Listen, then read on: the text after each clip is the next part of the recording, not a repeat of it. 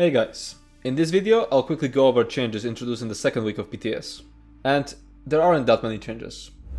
First, Grim Focus, Merciless Resolve, and Relentless Focus have been nerfed back to their original maximum values. So a fully stacked Relentless Focus grants 400 weapon spell damage, instead of 600.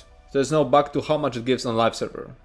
It's still less weapon and spell damage per stack, as now it stacks up to 10, instead of up to 5.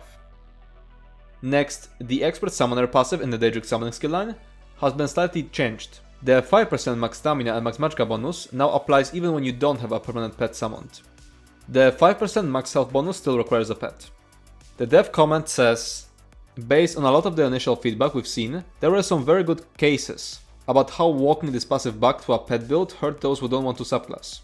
While we are still going to keep Daedric Summoning focused on what the name implies, we do realize we can still account for the fact that not every ability in the skill line is about summoning. In this case, the passive will be slightly less dense than something like Magicka Flute, while offering a potential advantage if you lean further into the skill line. This exact solution isn't something we can apply everywhere, largely because this split can lead to a significant amount of performance drain, but it is something that works in this case, where we are gaining something both for players and the servers. A step in the right direction, because their previous stance was that you should just ditch the Daedric Summoning skill line if you wanna play a no-pet Sorcerer, which meant they didn't care about people who wanted to not engage with subclassing.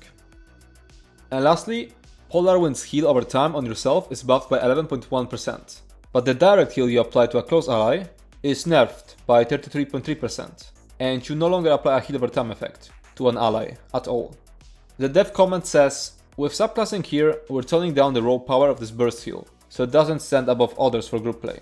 The self-heal portion of this ability will be increased to make it more suitable for tanks, while the ally healing will be reduced to ensure it doesn't surpass other ally targeted burst heals in all situations. So they simply realized this one skill wasn't an exact copy of other healing skills and wasn't compliant with their silly spreadsheets. This can be a nerf or a buff for PvP tanks depending on situation. For your own survival, it's of course always a buff. I don't PvP that much, but I did PvP a bit of a Warden, and Polar Wind was extremely good for duo play. So for that playstyle, the nerf is rather significant. And that's it. As I said at the beginning, there's very few changes.